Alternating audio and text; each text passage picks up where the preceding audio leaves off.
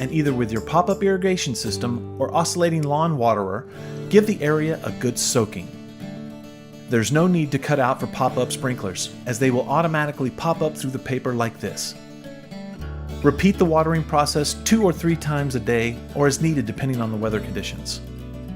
It's very important to keep your GrowTrax wet for the first 2 to 3 weeks. This will maximize the germination rate. This is what it should look like correctly watered. And this is too much. In 7 to 10 days, this is what it should look like, or 30 days if you chose GrowTrax Bermuda.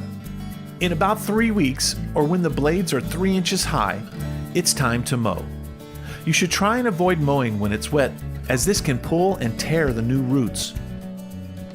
If you have shapes or curves, lay the GrowTrax right over the area and then water.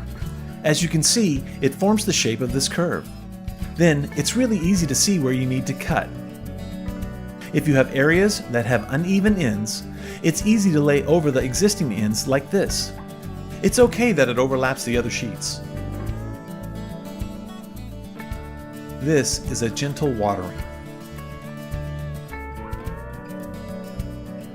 And this is too strong. Be sure to have your spray nozzle on shower. This is what GrowTrax is like with the right amount of water. And this is too much. After you have first mowed your new lawn, a sprinkling of time-release fertilizer is recommended. The new roots are doing well, but fertilizing keeps them growing fast to be strong adult roots. A general-purpose lawn fertilizer is perfect for this and can be found in most lawn and garden stores.